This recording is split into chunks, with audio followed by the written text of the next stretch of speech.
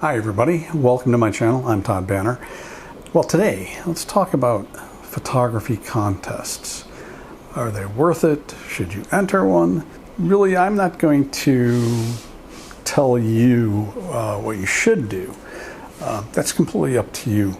However, if you're going to be entering photography contests, there are a few things you want to be aware of.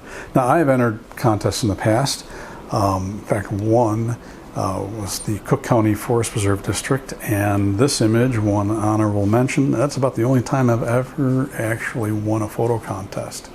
I also entered a contest a few years back that was a nationally, actually internationally known environmental organization. And I didn't win anything, but I frequently see my images being used for their marketing, which was part of the terms and conditions, and that's something that we're going to talk about. Is because if you're going to enter photography contests, you really need to have your eyes open. You need to go through the terms and conditions and contest rules and make sure that you are okay with those stipulations. So first thing, entrance fees. I'm not a fan of entering contests that include an entrance fee.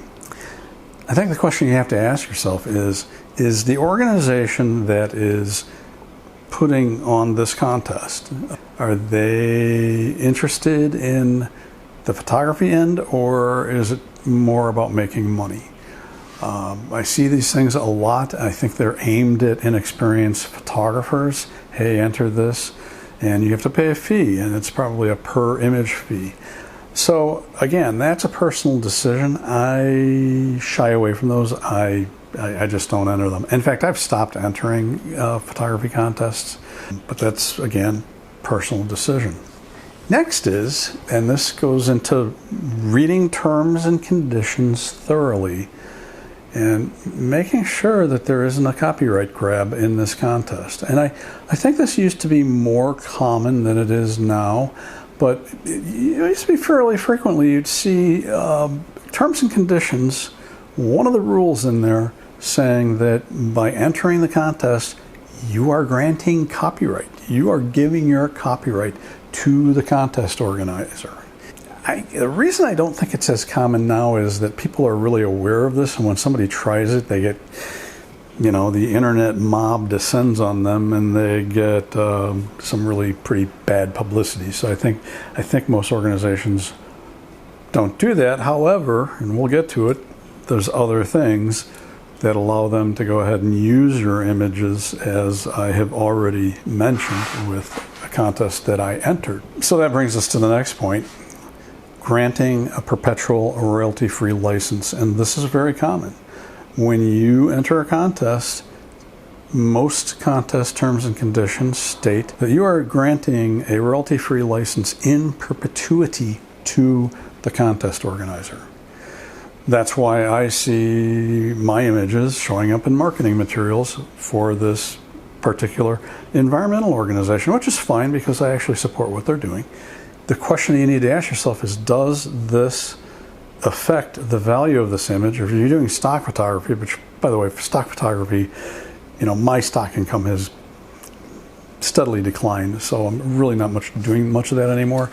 But you do have to be concerned that maybe you're devaluing the image. On the other hand, you could also say that, well, maybe somebody will see that image in those marketing materials and contact you, because they do run your credit when they use them. They kind of have to.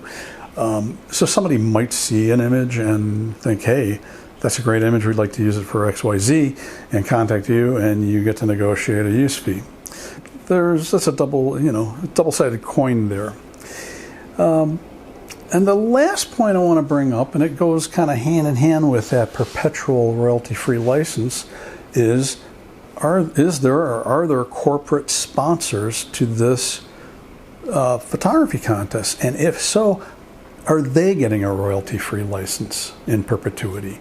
Because I don't know how you feel about it, but I feel like a multi-billion-dollar corporation can afford to pay me for my images. So if it's me and I see that in terms and conditions, I would absolutely not enter the contest.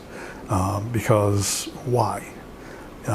Even if you don't win, I mean, they can use your images.